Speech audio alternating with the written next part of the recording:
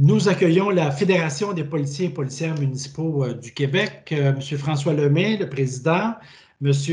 Louis Lesage, qui est vice-président, et Maître Danny Bendetti. Alors, bienvenue dans le cadre des travaux du comité consultatif sur la réalité policière. C'est un plaisir de vous accueillir. On s'est déjà rencontrés. Moi, c'est Bernard Sévigny, je suis coordonnateur du comité. Et je vais présider la séance d'aujourd'hui. Mes collègues, Mme Nicole Gibault, Mme Marlene Jennings, M. Alexandre Matte et M. Louis Côté. Bonjour à vous. Alors voilà pour les salutations. On a eu votre mémoire il y a déjà quelques semaines. Les membres en ont pris connaissance, effectivement. Un mémoire qui est très, j'allais dire, juteux, qui est bien condensé. Et il y a beaucoup d'éléments sur lesquels on va vouloir se pencher pendant la rencontre qu'on a aujourd'hui. Je rappelle les consignes rapidement. Vous avez une dizaine de minutes pour la présentation de votre mémoire. Lorsqu'il va rester une minute, je me permettrai au besoin de vous demander de conclure. Et par la suite, on aura une vingtaine de minutes d'échange de manière à approfondir un certain nombre d'éléments. Maintenant, pour pouvoir prendre la parole, c'est la fonctionnalité « Lever la main » qui va me permettre de faire, comme on dit, le trafic, de voir à la dynamique du groupe. Alors, sans plus tarder, Monsieur le Président, je vous cède la parole là-dessus. Si vous avez des présentations à faire, je vais vous permettre de le faire et on commencera 10 minutes quand vous allez être prêt à commencer la présentation. La parole est à vous. Alors, bonjour, M. Sévigny. Bonjour, membres du comité. Nous sommes heureux de pouvoir discuter avec vous aujourd'hui. Alors, évidemment, mon nom est François Lemay. Je suis le président de la Fédération des policiers et policières municipaux du Québec. Et avec moi aujourd'hui, M. Louis Lesage, qui est le vice-président exécutif de la Fédération, et M. Danny Bendetti, qui est le conseiller juridique de la Fédération. Alors, écoutez, M. Lesage et moi-même avons plus de 60 ans d'expérience à deux. Alors, nous avons été des témoins de l'évolution et je vous dirais du changement dans la police. Alors, en espérant que ça peut amener un peu aussi un grand background avec ce qu'on est en mesure de vous livrer aujourd'hui. Alors, écoutez, je vais vous parler de la Fédération d'entrée de jeu. La Fédération représente environ 5000 policiers et policières répartis au sein de 32 services de police au Québec. Voici la répartition. Nous représentons 29 services de police municipaux, 2 services de police autochtones, ainsi qu'un service de police inuit.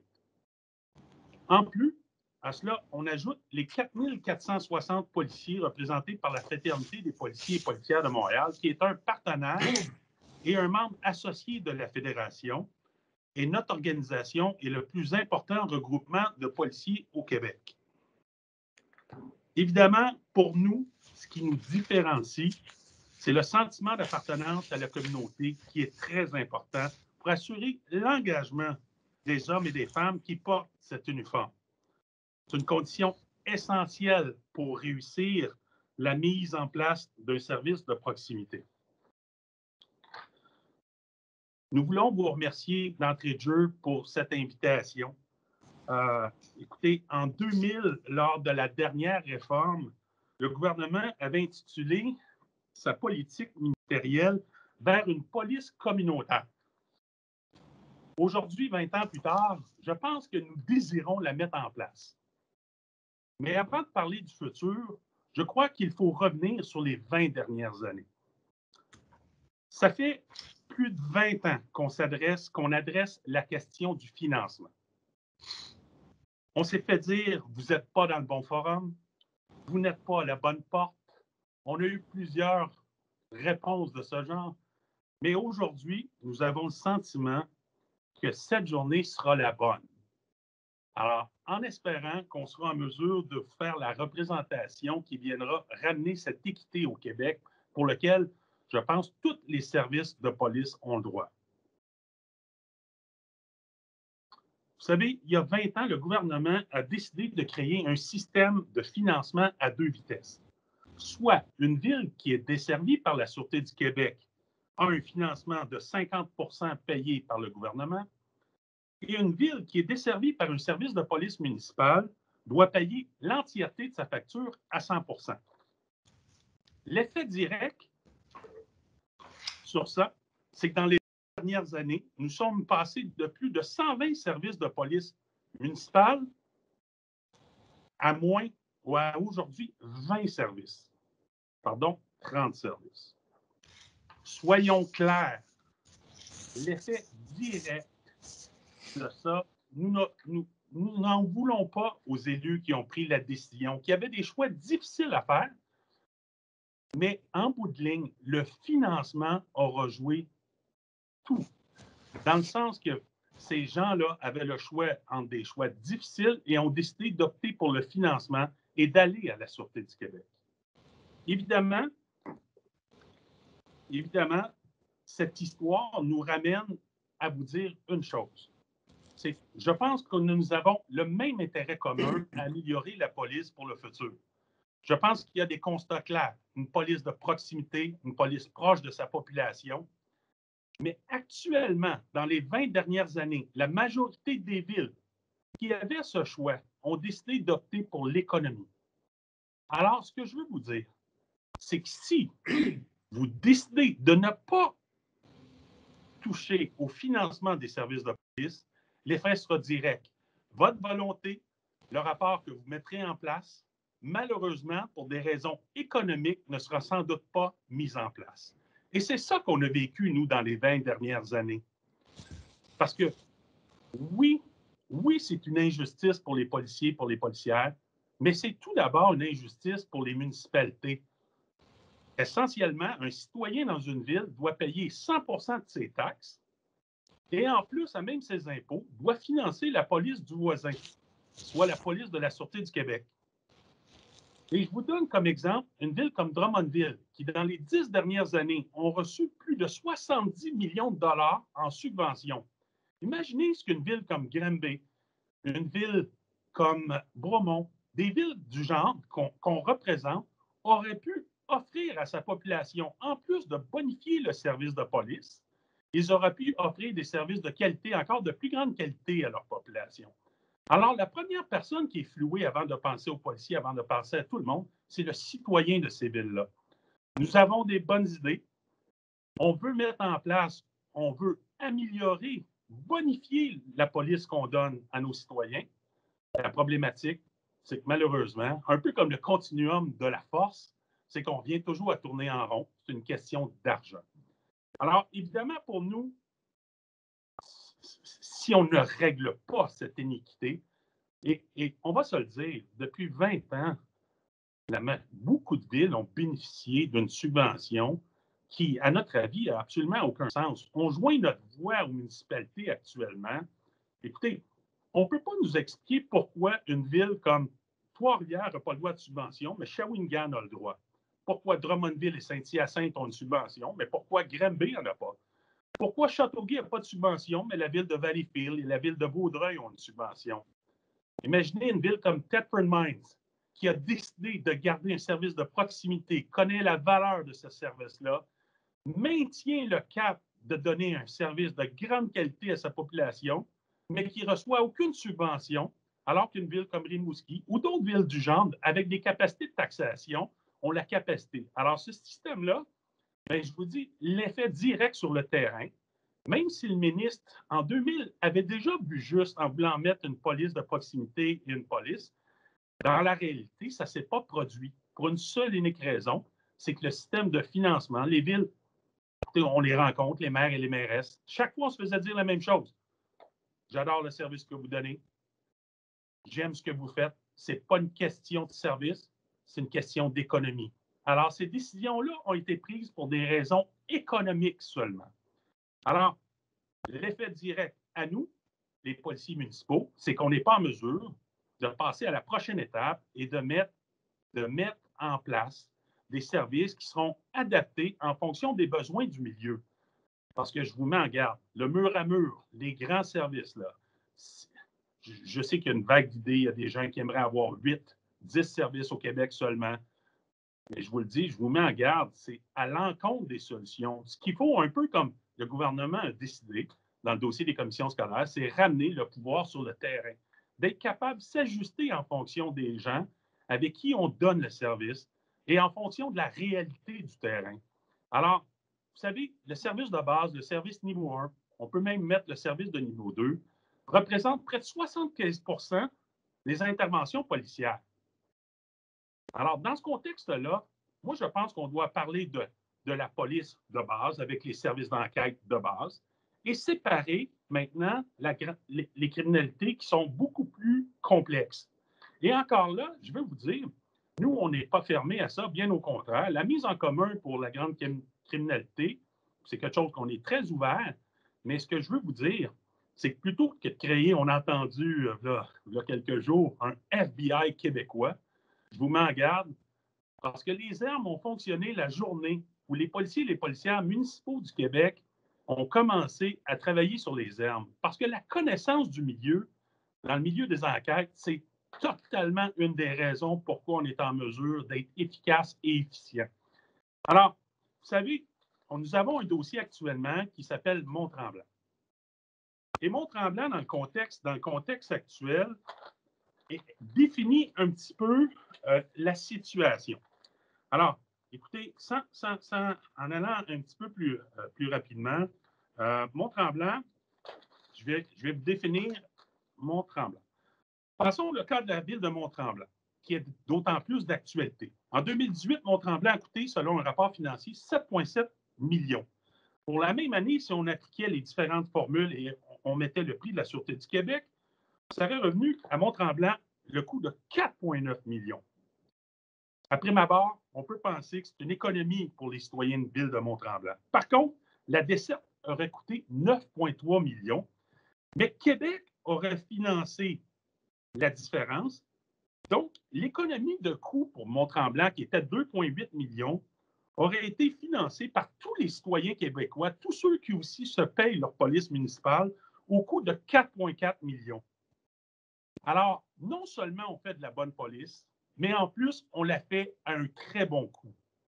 Alors, souvent les gens,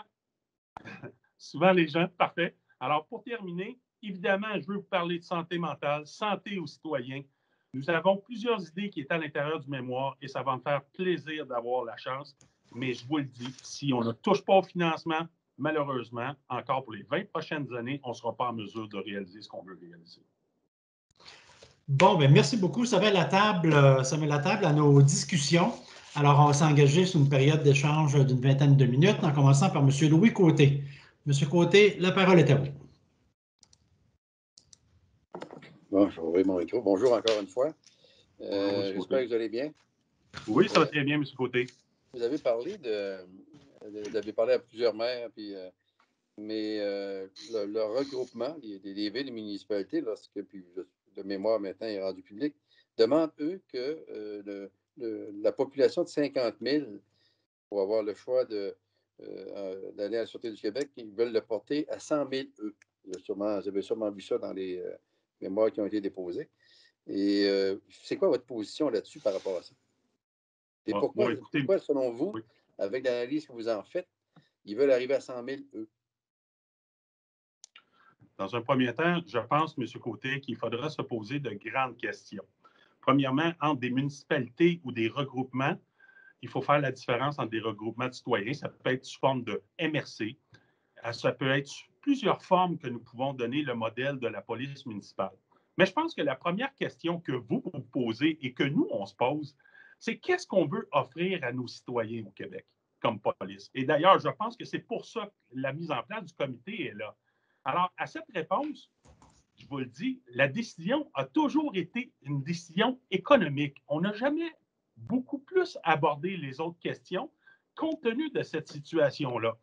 Et on va se le dire, donner le 100 000 habitants, là, décider de faire une police nationale, c'est un modèle de mur à mur au Québec qu'on veut, où on veut une police de proximité en fonction des besoins des populations qu'on représente. Parce que je vous le dis, la police qui est faite dans une ville versus un autre, ce n'est pas la même police, compte tenu qu'ils n'ont pas les mêmes ressources, qu'ils n'ont pas les mêmes enjeux et qu'ils ont plusieurs défis différents. Alors, pour nous, les villes, évidemment, le financement, et moi, je suis persuadé d'une chose. Demain matin, décider de financer l'ensemble des villes au Québec, et vous savez ce qu'il va y avoir un tout autre une toute autre réponse des villes dans ce contexte-là, parce que beaucoup de villes vont décider de se doter d'un service qui est beaucoup plus près de sa population. Et ça, là, je vous le dis en tout respect, jamais je vise les hommes et les femmes qui sont derrière l'uniforme de la Sûreté du Québec. On parle d'organisation du travail et pour moi, c'est très important de le dire. Ça va, complémentaire ou ça va?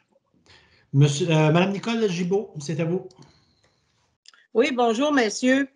Parce que les rapports sont publics maintenant, parce qu'il est évident qu'il y a des gens qui ont des positions assez diamétralement opposées, vous mettez l'accent sur, évidemment, la police communautaire, la police de proximité. Vous savez très bien qu'il y a des associations dont j'ai de la misère à me souvenir. L'APPQ, l'Association des directeurs de police, etc. C'est beaucoup plus que juste on en jase. Là. C'est on coupe, il nous en reste 10. Le reste, c'est si la police communautaire il y en a qui sont beaucoup plus drastiques. Là. Les vieillards, les écoles, les ci, les ça, ben regarde, nous s'organiseront. Qu'est-ce que c'est votre position là-dessus? Parce que c'est diamétralement opposé comme position avec certaines personnes qui disent, regarde, on coupe tout, là, puis on met ça à 10 corps de police au Québec. Bien, moi, je pense que les consensus sont clairs. Si nous voulons réussir à faire face à nos défis de la santé mentale, parce qu'on va se le dire, les premiers à intervenir lorsqu'il y a un appel, lorsqu'il y a une situation de crise, ce n'est pas les infirmières, ce n'est pas les docteurs, c'est toujours les policiers et policières qui sont appelés à aller intervenir directement en matière de santé mentale. Et c'est la même chose dans la plupart des défis auxquels on fait face. Et moi, ce que je veux vous dire, vous voyez, actuellement, on a le défi là, de la ville de Mont-Tremblant, mais qui est un peu le terrain de toutes nos autres villes dans lesquelles on faisait face. Vous savez, les gens sont intégrés. Premièrement, un policier municipal, c'est quelqu'un qui a décidé de choisir cette ville-là, d'y habiter. Et avant même de devenir policier, il va être un citoyen de cette région-là et va y faire sa vie. Donc, c'est sûr que l'implication du fait que ce policier-là va y passer sa carrière et toute sa vie est beaucoup plus grande parce qu'avant d'être un policier, c'est aussi un citoyen. Mais je vous le dis, on est à Mont-Tremblant et la ville d'à côté ici, je vais vous montrer une image. C'est Lac-Supérieur, qui est une ville directement à côté de Mont-Tremblant. Je ne sais pas si vous le voyez, ça dit que cette ville est protégée par Garda. Vous savez pourquoi ils ont besoin de dire ça? C'est triste, mais c'est parce que les territoires de la Sûreté du Québec sont beaucoup trop grands pour des grandes agglomérations de population. Nous faisons de la police pour près de 70 % de la population du Québec. Et dans ce contexte-là, évidemment, chacune des villes dans lesquelles nous devons intervenir ont des contextes différents. Et pour moi, là, allez-y. Complémentaire. Oui, allez-y. Oui, je comprends. Je ne veux pas parler d'un cas en particulier, c'est pas de Mont-Tremblant, pas de rien, mais du global. Là. Moi, là, est-ce que vous êtes en train de me... Puis là, je vais vous challenger là-dessus, là, parce que ça m'intéresse énormément de comprendre la position opposée. Et je voudrais comprendre, est-ce que la Sûreté du Québec, sans vouloir taper dessus, là, on a compris très bien que ce n'était pas votre but, mais ils sont incapables de faire ceci, puis ils sont incapables d'avoir une appartenance ou rester là, parce qu'on entend des gens qui nous disent, non, les gars de la Sûreté du Québec, ils vont prendre une résidence là, ils vont rester là, ils vont le faire le même travail. Fait que c'est ça la dichotomie là, des discours puis qu'on entend là. Alors, est-ce que puis je suis d'accord avec vous qu'on parle de financement, mais si j'enlève cette aura-là, malheureusement, on ne pourra pas, mais si on l'enlève, alors, est-ce que la Sûreté du Québec, si on coupe à 10, pourrait faire le travail? La réponse à ça, c'est la mobilité. La mobilité des gens, OK? Ces gens-là, oui, souvent, dans leurs premiers 2 à 3 ans ou 4 ans ou 5 ans, sont postés dans un poste quelconque. Souvent, veulent revenir près de leur région. Ça, c'est une des premières choses déjà qui arrivent.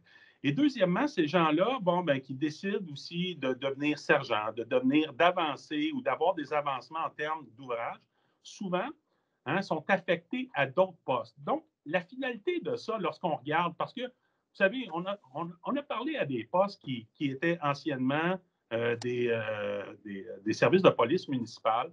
Et ces services-là, il y avait eu la même promesse. Vous allez voir, ça va être les mêmes, on change la chemise. Vous savez quoi? 5-10 ans plus tard, il reste 20-25% des gens qui étaient là. Pourquoi? Pour plein de raisons. Parce que les gens ont eu une promotion, sont partis dans une autre ville, sont partis.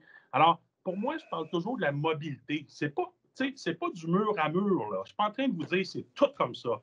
Mais c'est une des raisons, la mobilité et la situation où lorsqu'ils mettent en place une stratégie, cette stratégie-là est aussi globale par rapport à la grosseur du service. Tandis que nos services s'adaptent en fonction de la réalité de leur population. Et ça, moi, je le sais qu'il y a des gens là, qui militent pour des 8 services, parce que peut-être que d'un point de vue de gestion de structure, c'est beaucoup mieux, beaucoup plus facile à gérer. Mais dans les faits, là, le gouvernement a pris totalement une autre orientation lorsqu'il a décidé de parler des commissions scolaires en disant « je vais ramener le pouvoir sur le terrain ».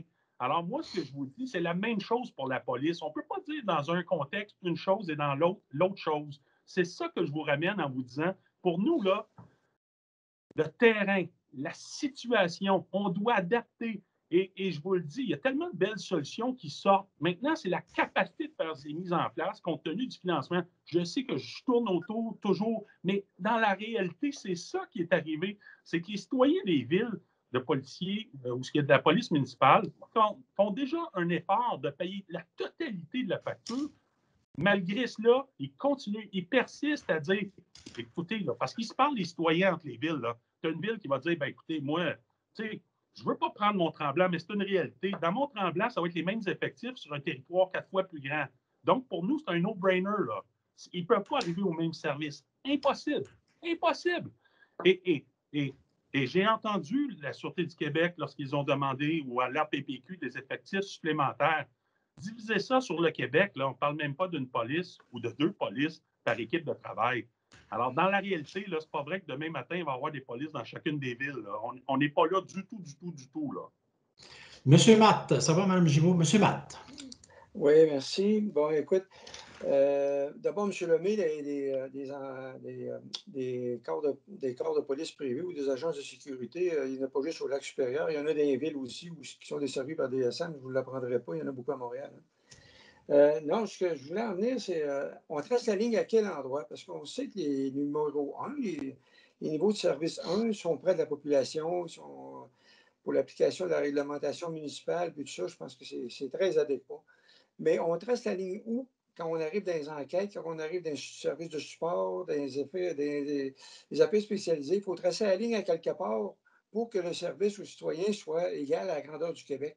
Et là, il faut faire qu'on trace une ligne à quelque part. Est-ce qu'on part en haut du niveau 2, puis là, tous les services de support et enquêtes spécialisées se regroupent? Est-ce qu'on part après le niveau 1 quelque part? Hein? Ben, écoutez, nous, on s'est prononcé dans ce contexte-là. Ce qu'on est venu dire, c'est que les niveaux de service, actuellement, on dit qu'ils sont bons. Ça va? Ce qu'on pourrait dire, assurément, c'est que le niveau 1 et le niveau 2, c'est le service de base. OK? Partout au Québec, là, on ne se le cachera pas, c'est la même chose que la Sûreté du Québec. C'est pas vrai qu'il y a du niveau 3, du niveau 4. Les hélicoptères, là, on peut l'avoir dans toutes les villes du Québec si on en a besoin. Les hommes grenouilles, la même chose. Ce que je veux vous dire, c'est que la base, là, la police pour le citoyen, ça se passe dans le niveau 1 et dans le niveau 2. Maintenant, à ça, oui, il y a des grands défis. La cybercriminalité, les fraudes financières. Oui, nous pouvons faire des équipes regroupées et regrouper nos forces. Nous sommes très ouverts à ça, de faire ça. Mais je vais vous dire une chose. Je suis très fier des services de police, exemple comme Longueuil, qui ont un service aussi d'enquête, qui font des meurtres, qui font du très bon travail. Des services comme Laval, des services comme Gatineau et Québec. Mais je vous le dis, là, on parle évidemment de services de niveau supérieur. Ces gens-là donnent un très bon service à la population, mais en même temps, pour les grands défis, nous ne sommes pas contre la mise en place de services regroupés. Exemple, l'ERM. Créons des ERM. Mais moi, je vous le dis, sur le terrain, les ERM sont devenues très performantes lorsque aussi les policiers municipaux s'y sont joints. Pourquoi? Parce que la connaissance de leur milieu, c'est fondamental pour réussir nos enquêtes. Peut-être en complément. Oui, Et, au niveau des services de soutien, on a fait des analyses de la région de Montréal qui sont tous des niveaux 2 à l'extérieur de la grande ville, à l'extérieur de Longueuil et Laval. Et même s'ils ont des regroupements, là, SUJ, puis quelques services de soutien, ça ne marche pas. La Sûreté du Québec, un nombre impressionnant de services supplétifs qui sont obligés d'aller rendre dans ces municipalités-là, alors que normalement, ils sont supposés être capables d'être autonomes pour des niveaux 2. Ils ne sont même pas autonomes niveau 2. Il faut qu'on trace la ligne à quelque part au niveau des soutiens, au niveau des enquêtes spécialisées et tout ça. Hein. Vous savez, je vais vous dire, premièrement, les citoyens de ces villes-là payent pour les services supplétifs. Lorsqu'on a analysé les coûts, là, les citoyens des villes qui donnent la police municipale payent aussi pour les services supplétifs. Alors que ces citoyens-là ou que ces services de police-là utilisent les services supplétifs, j'ai absolument aucun problème à ça en support de leurs services de police, compte tenu qu'ils paient la facture. Tu sais, c'est pas rien, là. On demande un double effort aux citoyens, aux civils-là. Et en plus, là, je vous dirais qu'on a parlé de regroupement de services spécialisés. Nous sommes ouverts. Je sais qu'il y en a des projets de mettre ensemble, en commun, des services spécialisés. C'est pour ça que je reviens. Il faut vraiment là, scinder les choses.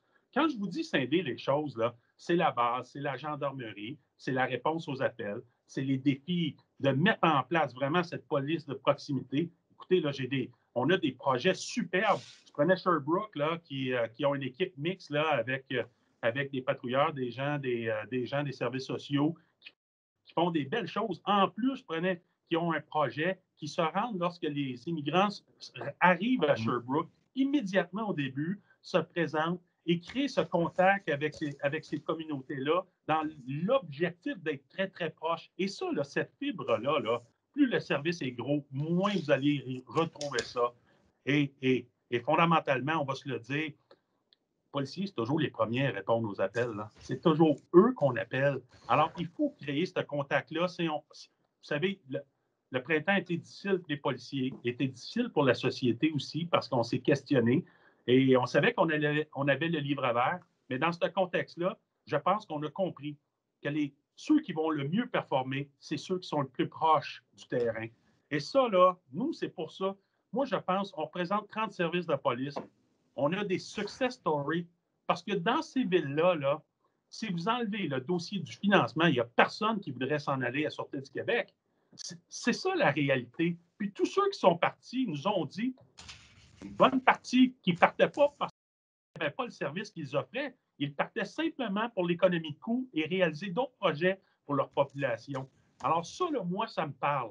Ça me parle parce que les gens, ils veulent de la police municipale sur leur terrain et on veut leur donner ça. Maintenant, ce qu'on veut, c'est leur donner encore un meilleur service, mais l'argent n'est pas là actuellement. Et ça n'a pas de sens qu'un citoyen paye totalement la facture chez eux, puis il y a quelqu'un qui regarde son voisin, en plus, il paye 50 de la facture de son voisin.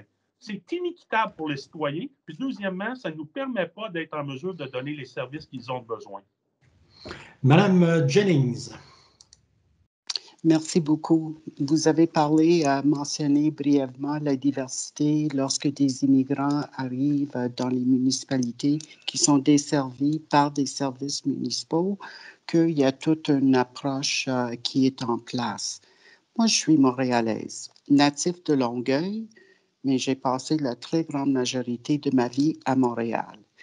Et je dois dire que le service de police de Montréal, malgré que c'est niveau 5, a quand même fait beaucoup de travail pour être police à proximité. Les postes de police dans les différents quartiers ont des liens avec les organismes communautaires. You name it, they're there.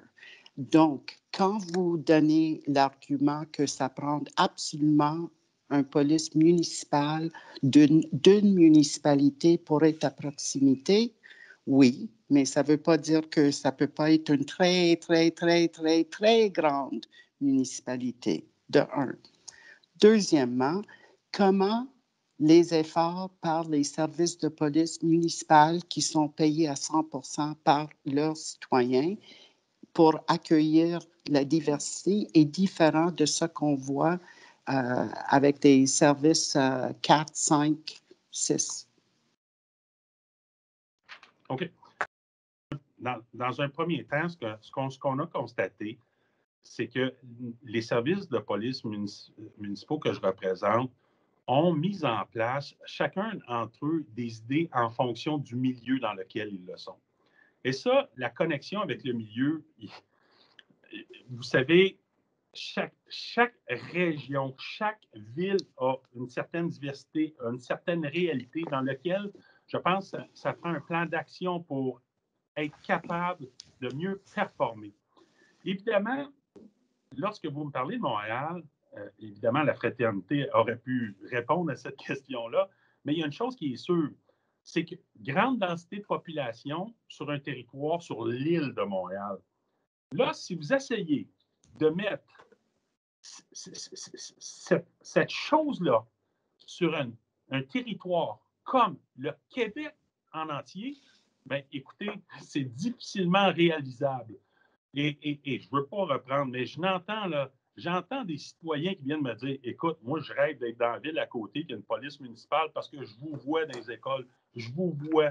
De l'autre bord, ce n'est pas un manque de volonté des policiers et policières, je l'ai dit, c'est un manque d'effectifs en fonction de la réalité, de la grandeur du territoire. Et ça, c'est là que ça se passe. Et pour performer, parce qu'on veut mettre en place une police qui va savoir s'adapter. Et être capable de s'adapter, c'est être connecté directement au milieu. Et je l'ai dit, première chose, c'est que nos policiers, c'est aussi des citoyens de ces villes-là. C'est des gens qui, avec leurs enfants, sont dans les loisirs, sont impliqués dans les arts, sont impliqués dans toutes les choses. Alors, nos gens là, sont obligés, avec les citoyens dans lesquels ils font de la police, d'être tout d'abord un citoyen. Ils ont à rendre compte encore de façon plus grande. Mais ça, je pense que c'est un gage de réussite sur l'implication de nos policiers et nos policières. Une question complémentaire, Mme Jennings? Oui. En prenant tout ça en considération, si je ne me trompe pas, la très grande majorité des policiers et policières de la SPVM n'habitent pas l'île de Montréal. Ils habitent des municipalités de la Couronne Nord ou le Couronne Sud. Et ça n'a pas empêché qu'il y a une connectivité qui se fait dans les différents quartiers où il y a des postes de police qui sont placés. Les gens connaissent les organismes communautaires, les différentes communautés religieuses et tout. Exactement ce que vous êtes en train de parler. Ouais. Donc, je reviens. Pourquoi vous êtes contre l'idée d'avoir moins de services de police, des territoires plus grands, et que cela, pour vous, c'est un obstacle à la police, l'approche communautaire, la police à communauté? OK. Dans un premier temps, vous avez raison. La majorité de policiers ou beaucoup de policiers de Montréal habitent en dehors de l'île de Montréal. Et c'est souvent pour une raison économique, l'incapacité de s'acheter une résidence sur l'île de Montréal, parce que s'ils pouvaient éviter le trafic, je vous le dis que sans doute, il y en aurait plusieurs qui resteraient sur l'île de Montréal. Ça, c'est la réalité. Maintenant, pourquoi je vous ramène à ça, c'est qu'il y a une beaucoup plus grande concentration de policiers par distance. Alors, il y a une possibilité de connectivité avec la population, compte tenu qu'il y a un grand nombre de policiers sur une petite distance lorsqu'on sépare chacun des PDQ à Montréal. Alors ça, c'est la réalité. C'est pour ça que quand je ramène ça, moi, dans les municipalités, il faut mettre aussi l'aspect de distance. L'aspect de distance par rapport au nombre d'effectifs. Et c'est là que la magie s'opère.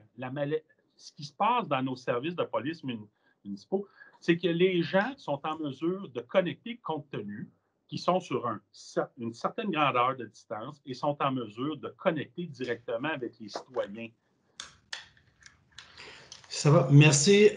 Écoutez, moi j'ai deux questions. Je vais sortir de la carte policière parce que je pense que dans le mémoire, il y a plusieurs éléments. Il y a un certain nombre d'articles que vous souhaitez qu'ils soient amendés et on comprend bien, par exemple l'article 119 ou l'article 28 du CNE-SST, mais il y a une des propositions qui m'a particulièrement interpellé, c'est l'amendement que vous demandez, l'article 260, de la loi sur la police, sur la remise en question du principe de l'obligation de dénoncer un comportement ou un geste de nature criminelle d'un collègue. Vous dites qu'on devrait enlever le fait que ce soit du oui-dire. Vous parlez de chasse aux sorcières. Parce que le oui-dire, vous dites que ça suscite toutes sortes ça génère des situations qui sont un peu difficiles. Et je voulais vous entendre là-dessus parce que le fait de le constater de visu, comme en déonto, par exemple, vous dites que les gestes de nature criminelle, on ne devrait pas les rapporter, on ne devrait pas avoir l'obligation de les dénoncer si on en entend parler seulement. Et ça va à l'encontre d'un principe, le principe selon lequel, peu importe le crime, à quel endroit il est commis et par qui, on fait des enquêtes pour trouver justement, hors de tout doute raisonnable, qui en est le responsable. Alors, je voulais juste vous entendre sur cette proposition-là de modifier l'article 260. Oui, bien, écoutez, nous, on part du principe, là, c'est que finalement, j'ai entendu de l'histoire d'une autre personne. Écoutez, ce qu'on veut mettre fin, là, c'est l'obligation de délation sur des rumeurs, sur des oui-dire. C'est simplement ça. On ne vient pas dire que le policier qui était témoin ne devrait pas. Écoutez, là, on a cette fibre-là. Nous sommes pour l'équité, la justice, et jamais, on ne veut pas remettre tout le système en question. Ce qu'on vient dire, par exemple, c'est, vous savez, on a eu des situations, et je ne veux pas en faire la nomenclature, mais des situations qui étaient à la limite cocasses. Et là, les gens sont là. J'ai-tu l'obligation de dénoncer? J'ai-tu cette obligation-là sur une rumeur d'une rumeur? Et ça, à un moment donné, c'est que là, on n'en finit plus. On n'en sort plus. Moi, je pense que si tu assistes à un geste qui est répété, tu dois le dénoncer. C'est clair. Maintenant, si tu entends dire que, ben là, on n'est plus dans le même range. Et cette obligation de dénonciation sur une simple rumeur, j'ai peut-être entendu, c'est vraiment cet élément-là qu'on visait, parce que les gens, là, finalement, vous savez, il y a un grand processus qui se met en place. Et là, après ça, ben, là, on se dit, ben, c'est-tu vraiment nécessaire? Ben, dans l'obligation de la loi actuelle, oui, ça l'était obligatoire de le faire, alors qu'on n'a pas fait avancer les choses. Bien au contraire, on a mis le service dans une position. Oubliez là, la personne qui est enquêtée, on a mis le service dans une position. Vous savez, le lien de confiance avec la population, hein, moi, je dis toujours, il y a deux éléments. Le lien de confiance, il faut garder le lien de confiance avec la population, mais en même temps, il faut s'assurer de l'engagement des policiers. Alors, cet équilibre-là fait qu'on est dans un équilibre parfait. Et c'est dans ce contexte-là qu'on vient amener cette petite partie sur l'obligation de délation entre l'équilibre et l'engagement. C'est de cette façon-là qu'on essaie de vous la présenter. Ça amène tellement des fois des situations cocasses, je vous le dis, qu'on a vu dans cette obligation-là que ça ne nous empêchera pas. Là. Les policiers, s'ils assistent à un geste, vont le dénoncer. Les policiers vont faire ce qu'ils ont à faire. C'est des professionnels. J'ai confiance en eux. Et vous savez, il n'y a pas une seconde que je remette en question. Ce qu'on remettait en question, c'est la rumeur de la rumeur. Là, c'est là que l'engagement des policiers perd un petit peu sa place par rapport au système. Et notre objectif, moi, on vient vous faire une présentation parce que l'objectif de la fédération et la voie qu'on donne pour nos policiers, c'est de vous dire, bien, voici, pour avoir un engagement maximum de nos policiers, ce que devrait être cette loi-là. Excellent. Monsieur Côté, le temps passe, là, il reste quelques minutes, alors la parole est à vous. Oh, le micro. Je veux profiter des 60 ans d'expérience policière que de votre côté et vous annoncer en même temps que de notre côté, on a le même nombre. Fait qu'on a 120 ans d'expérience policière. Quand je regarde les niveaux 2, M. Lemay, il varie de 32 policiers à 209 avec les mêmes obligations. Quand je vois le niveau 1, il varie de 22 à 115 policiers avec les mêmes obligations. Certains corps policiers de ces deux niveaux-là disent que 98,7% de leur travail pour le niveau 2 sont de niveau 1. 1,3% sera de niveau 2. Quand je regarde ça, avec les 120 ans d'expérience, il y a deux choses possibles. Il ne s'est rien passé, ou bien, faute de temps, faute de ressources, on n'a rien initié, ou peu initié. L'autre chose là-dedans, c'est que, parce qu'on est informé par des policiers sur le terrain, que dans certains cas, ces choses-là qu'ils pourraient faire ne sont pas transférées à la Sûreté du Québec. En plus, on nous dit aussi que, faute de ressources, on a beaucoup de difficultés à alimenter la banque en renseignement criminel. Comme mon confrère tantôt, Alexandre, vous disait, nous, là, il faut tirer une ligne, puis je vous le dis, là, quand vous dites on veut ce qu'il y a de mieux là, pour le citoyen du Québec, on est exactement dans la même situation que vous. Vous savez, ça, c'est des chiffres que je vous donne, puis je le dis souvent, les chiffres ont en tête Dieu, puis ils parlent beaucoup. Mais où on va tirer la ligne là-dedans, selon vous, pour s'assurer que les gens aient ce qu'il faut pour travailler? Oui, écoutez, je ne pourrais pas aller à l'encontre de ce que j'ai déjà dit. On a un service niveau 2 à Ville-Mercier qui sont 17 policiers plus les cadres. Je pense que, évidemment, la capacité de donner les services résulte à la capacité d'y répondre. Hein? Sur ça, on est d'accord sur cette capacité-là. D'ailleurs, actuellement, au Québec, là, il y a des soirs là, qu'il y a des postes de fermés, et ce n'est pas dans les municipalités que je représente qu'il y a des postes de fermés. C'est peut-être dans un autre service de police pour lequel on doit aller à un autre poste parce qu'il n'y a pas de policier dans ce poste-là. Mais je vous dirais que sur les niveaux de base actuellement, ils sont donnés. Alors, moi, c'est pour ça que je parle. Vous savez, on a les services de base qui sont bien donnés. Demain matin, là, vous n'allez pas faire une révolution si vous arriviez et vous disiez, écoutez, les niveaux 1 seront aussi des niveaux 2. C'est le service de base. Écoutez, là, on n'est pas dans la révolution. Puis de la façon que la carte a été construite, ben, je comprends mal que des Saint-Jean-sur-Richelieu, des Saint-Jérôme n'ont pas été des niveaux 2. Ça pour nous autres, écoutez, on ne le comprend pas encore, mais malheureusement, à ce moment-là, il y a eu un trait de crayon qui était fait entre les CMM, puis l'extérieur, puis tout ça. Ceci dit, le défi de la grande agglomération populeuse ne sont pas les mêmes que de faire de la police sur un méga territoire avec peu de population. Ça aussi, ça doit vous parler. Et c'est dans ce contexte-là que lorsqu'on regarde la capacité d'assistance, hein, moi je le disais, il y a aussi une réalité. Notre voisin à côté est capable, à l'intérieur d'un temps donné, de venir nous assister. Il y a une réalité entre services actuellement sur ça, alors que sur un grand territoire, avant d'avoir du backup, hein, d'avoir un char qui va venir m'aider, ça peut y prendre 1 heure et demie. Ça, c'est une réalité dans laquelle la Sûreté du Québec doit travailler. Puis moi, là, je lève mon chapeau aux policiers et aux policières qui souvent là, sont tout seuls dans leur monde. Là, et je la comprends, cette réalité-là. Mais nous, ce qu'on vit, c'est les villes avec agglomération, des grandes agglomérations ou des agglomérations avec une population. Et ça, là, actuellement, ces gens-là veulent voir la police sur leur territoire. Si les territoires sont trop grands, c'est impossible de connecter. Écoutez, je n'ai même pas la chance d'y aller sans doute. Alors ça, c'est la réalité terrain. Maintenant, vous savez, nos policiers, nos policières font du super travail. Puis d'ailleurs, moi, je le pense, même nos services d'enquête, même s'ils sont de base, on fait des enquêtes de base, vous avez raison, près de 75 des événements se passent dans le niveau 1 ou le niveau 2.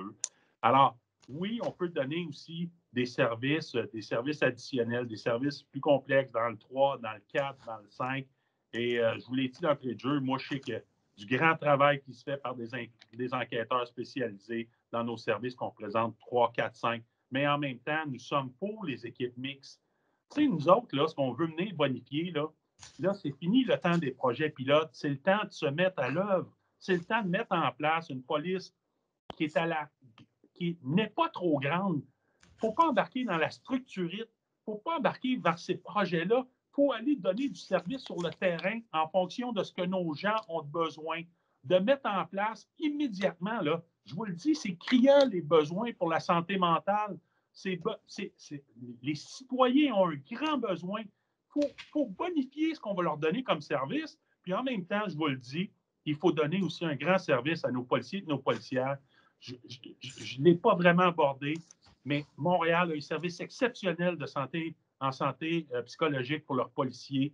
Et moi, je pense qu'il faut mettre ça en place pour tout le Québec. Je le dis, c'est vrai pour les policiers de la Sûreté du Québec et c'est vrai pour les policiers que je représente. des services de police municipale. Il faut se prendre en main immédiatement. Les besoins sont criants, ils sont là. Et là, on n'est plus dans des projets pilotes, on est dans la réalisation. Et j'espère que vous aurez entendu notre message, que vous aurez entendu la capacité. Et moi, je reviens toujours à une chose. Moi, nous autres, les policiers, de décider, c'est à la population, aux membres de ces communautés-là, de décider quel genre de service ils veulent se donner. Et aujourd'hui, les 20 dernières années, ils n'ont pas eu le choix là pour une seule et unique raison, c'est que c'est l'argent qui a parlé, alors que nous, on est tous là pour se questionner à savoir comment on peut améliorer les services à la population directement. Et c'est dans ce sens-là que je vous aborde aujourd'hui. Merci. Bon, merci. Alors, ça complète. On a débordé. Bon, encore faut-il vous prendre le temps également de vous entendre. Puis juste une petite parenthèse, vous parlez de service, la vigile, évidemment, vous la supportez, même à Montréal, de façon à donner accès. On a bien compris, puis je pense qu'il y a une unanimité là, qui se dégage autour de consolider les services aux policiers. Ouais. Ça, clairement, c'est clair dans votre mémoire aussi. Bien, merci. Merci beaucoup d'avoir participé aux audiences. Monsieur Lemay, Monsieur Lesage, Monsieur Vendetti, merci beaucoup pour votre mémoire également. Nous, ça va nous permettre, évidemment, ça met de l'eau au moulin pour notre réflexion. Alors, merci beaucoup, c'est apprécié. Puis au plaisir. Merci encore. Merci beaucoup. Merci, bonne journée. Merci, bonjour. Bonne fin de travaux. Merci. Merci, au revoir.